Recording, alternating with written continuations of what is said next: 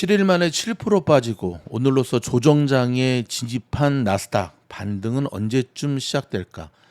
시작은 고사하고 반등은 있을 수 있을까? 이대로 시장이 완전히 빠그라지는 것은 아닐까?에 대한 영상을 오늘 좀 올려보고자 합니다. 여러분, 내일 하루 남긴 했지만 뭐 내일 아무리 올라도 일주일 동안 내린 나스닥을 주 단위로 플러스로 전환시키는 어렵죠. 또 마쳤습니다. 미주노래 이번 주 시장도 하락합니다. 또 마쳤습니다. 이거 진짜 어려운 거예요, 여러분. 정말 저희 좋아요 눌러 주셔야 돼, 이 정도. 그러니까 좋아요를 왜 눌러 주셔야 되냐면 복를 눌러 주시면 이 영상이 계속 노출이 돼서 굉장히 많은 개미들이 살아날 수가 있죠. 착한 일 해야지 복 받는다니까. 여러분만 알고 있지 마시고. 그렇죠?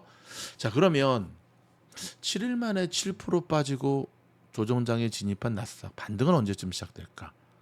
자, 반등을 이야기하기에 앞서서 지금 시장을 이렇게 잡아뜨린 원인들을 굵직굵직한 키워드를 한번 생각을 해봅시다.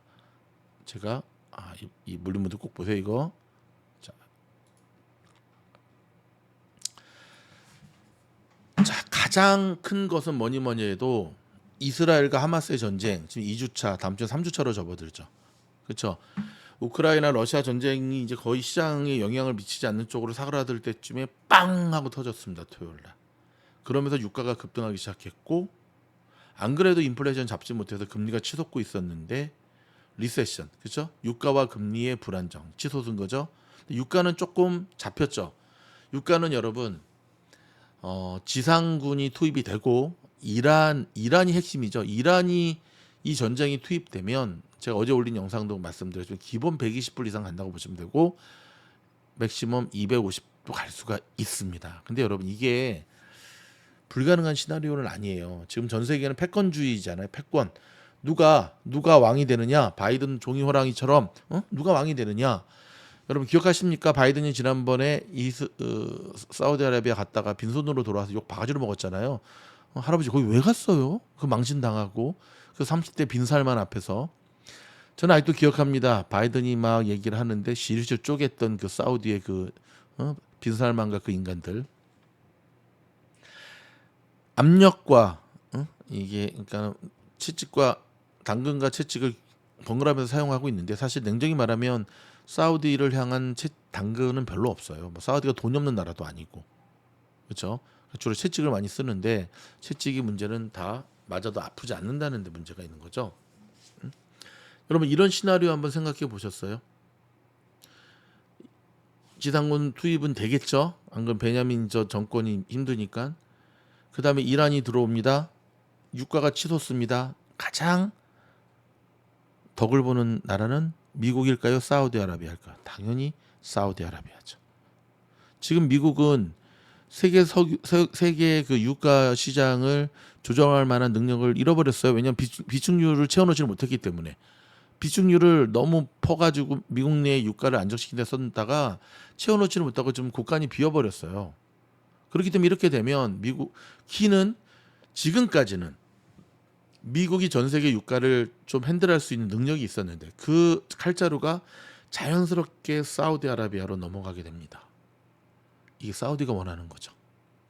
그 칼자루를 잡기 위해서 러시아와 중국이 지금 미국과 맞짱 뜨고 있는데 중국과 러시아도 뭐 우리야 손에 들어오면 좋지만 그렇지 못할 바에는 바이든 손에서 사우디로 가는 게 낫죠.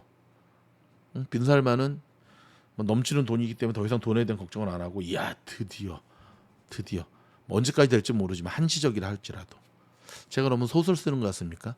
아닙니다. 이거 역사와 현대사, 정치사, 전쟁사를 분석하면서 나온 이야기입니다. 자, 근데 여러분 그러면 전망은 점점 어두워지는 거냐? 그렇지 않습니다. 한번 하나씩 짚어볼까요? 그 전에 제가 한번 오늘 녹음하는 시간이 10월 26일인데요. 오늘자 국제뉴스를 한번 헤드라인을 쭉 봤어요. 그랬더니 자 보세요. 나스닥 이틀간 100조 원 증가로 인텔발 PC 오늘 인텔 실적 발표했거든요. 잘 나왔습니다. 시간에 걸려서 급등 8%. 자 노벨 경제학 수상자 로마는 미국 연준금리 더 올리면 미친 짓이죠. 예. 그다음에 실적 좋고 경제 강해도 주가는 뚝. 그래서 나스닥 조정장 진입. 오케이. 그러면서 마스터카드 3분기 실적이 양호해서 순이익이 24% 증가했는데도 여러분 마스터카드는 어떻게 끝났나 한번 보세요. 대박이죠. 마이너스 5%. 이 얘기거든요. 아니, 어쩌라고 실적 잘 나왔는데도 이렇게 내려가면 어떡해. 예, 근데 지금 그래요. 지금 그래요. UAW 포도와 임금 협상 잠정 합의 이번 주 내 생산 라인 가동 둘 다 죽게 생겼으니까 우리 옐런 누님이 미 국채 수익률 상승은 강력한 성장 덕분 침체 없다. 근데 저는 우리 옐런 누님이 계속 강조할 때마다 시장을 지금 안심시키려고 하는 일종의 반대되는 액션이라는 걸 느낄 수가 있어요. 시장이 지난번 기억나시죠? SBB 사태 터졌을 때 주말에 은행장들 다 불러 모아놓고 지금 응급해서 3일 만에 그 위기를 타결했잖아요. 굉장히 신속하게 잘했죠. 그만큼 지금 불안한 거예요 지금. 이런 가운데 워런 버핏은 옥시덴탈을 더 샀다네요.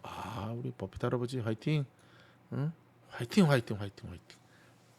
비트코인, 뭉치돈 몰이 이런 기사 나오면 이제 거의 꼭지라 보시면 돼요. 맞죠. 워런 버핏 의외의 종목에 3,300억. 의외의 종목이 아니라 옥시덴탈. 그렇다고 여러분 옥시덴탈이 뭐 지금 잘 가느냐? 아니오시다요. 보세요. 옥시거든요. 옥시 먼슬리로 봤어요. 데일리로는 하도 운동성이 없어서 이게 뭔가. 위클리로도 잘 안 나오더라고요. 위클리로 보세요. 진짜 박스권에 갇혀서. 그러면 이제 여러분 저 3,300억을 왜 샀을까요? 버핏은. 당연히 유가가 더 올라간다는데 베팅을 한 거죠. 오케이. 지난 거 보면 밝혀집니다. 자, 그러면 다시 돌아와서 이스라엘과 하마스 전쟁은 러시아 우크라이나 전쟁처럼 장기전이 될 수가 없습니다. 장기전이 되면 그건 하마스가 원하는 거고 이스라엘이 원하는 게 아니에요. 전쟁이 장기화되면 이스라엘은 안 돼요. 본인들도 알고 있어요. 짧고 굵게 끝내야 돼요. 하마스 제거하고 민간인의 피해를 최소화해야 되고 실제 그 한국의 이스라엘 대사가 주한 대사가 인터뷰를 했는데 보면 이번 전쟁은 오래 가지 않을 것이다라고 명시했거든요. 두 번째, 자 전쟁이 종식이 되면 유가는 안정을 찾겠죠. 최소한 지상군만 투입되지 않아도 유가는 내려갈 겁니다. 그렇죠? 자 금리, 제가 일전 영상에서 말씀드렸죠. 오늘 이제 그 증상이 나타났는데 급하게 오른 금리는 급하게 내려갈 수밖에 없다. 그래서 오늘 근데 문제는 이제 금리가 급하게 내려갔는데도 불구하고 10년물 시장이 빠져버리니까 지금 시장이 패닉이 나온 거거든요. 인플레이션과 리세션. 자 여기서 제가 곰곰이 몇 주 동안 한번 생각을 해봤습니다. 자, 요 얘기 하기 전에 네 번째부터 먼저 할게요. 연말 랠리와 실적 장세. 오늘 아마존 저 실적 못 나올 줄 알았어요. 어제 메타 보면서. 근데 아마존이 이 프리젠테이션 연습 많이 했더라고요. 메타, 테슬라 보면서 저렇게 하면 안 되겠구나 해서 불리한 것은 굉장히 짧게 치고 들어가고 길지 않게 질문도 몇 명 안 받았어요. 짧고 임팩트 있게. 보통 컨퍼런스 콜을 실적 발표 이후에 한 30분 있다 하는데 오늘은 1시에 실적 발표하고 무려 1시간 반, 2시 반에 시작하더라고요. 서부 시간으로. 이거 좀 불안하다 했는데 아니었어요. 굉장히 잘했어요. 물론 시장의 평가는 내일 나타나겠죠. 오늘은 뭐 하룻밤 자고 한번 생각해보자. 이게 제대로 된 건가. AWS가 살짝 못 났다 그러는데 끝자리 한 자리예요. 숫자로. 끝자리 한 자리예요. 그러면 아마존은 왜 이렇게 마지막까지 피날레를 장식하는 걸까? 그리고 지금도 오르고 있거든요. 연말 랠리도 한몫하죠. 가이던스에 대해서 여러분 제가 이커머스 회사를 운영하는 사람이잖아요. 연말 랠리죠. 미국에서는 특별히 불프 시즌에 1년 농사를 불프 때 다 메이크업 한다는 말이 있거든요. 특히 리테일 업소 같은 경우는 불프 시즌 블랙 프라이즈 데이 11월 10월 산타 랠리까지 사이버 먼데이까지 해가지고 11월 12월에 1년 동안에 팔아야 될 걸 거의 80%를 판다고 하거든요. 저도 지금 모니터 하나 살 계획을 갖고 있는데 모니터가 수명이 오래돼서 나갔어요. 그래서 한 대 사야 되는데 기다리고 있어요. 언제까지? 불프 곧 시작되니까 그때 사야겠다. 연말 랠리에 대한 기대감, 그리고 생각보다 여러분 실적들이 되게 좋게 나와요. 알렉사 스탑, 곧 끝마치라는 얘기죠. 마텔 같은 경우도 인형 실적 되게 잘 나왔는데 훅 빠졌죠. 그래서 물론 아까 보여드렸던 뉴스처럼 뭐야 실적이 잘 나왔는데 이렇게 빠져. 이게 이제 하락장의 이제 좀 시그널이긴 하거든요. 자 여러분 세 번째 결론으로 돌아가겠습니다. 인플레이션과 리세션. 저는 요즘 그런 생각을 해요. 1년 전만 하더라도 미국 내 가스 가격, 유가가 야 이거 5불 6불 되면 이거 큰일 난다 이거. 근데 이제는 사람들이 적응을 해버렸어요. 그냥 5불 뭐 4.99 하면 이거 너무 싼 거고 그냥 5불에서 6불이 넘어가면 너무 비싼 거 5불 정도면 이제 불과 코로나 이후에 2년 만에 2불을 적응해 버렸어요. 2불 뿐만 아니라 모든 자, 오르지 않은 것은 미주노래 A반과 챔피언 클래스 수업료밖에 없습니다. 안 올랐어요. 안 올리 앞으로 올릴까 하는 거 보고 공부 열심히 하면 내리고 열심히 안 하면 올려야지. 응? 다 올랐는데 여러분 이 인플레이션이라는 게 참 묘한 게요. 사람들이 적응을 합니다. 사람들이 적응을 합니다.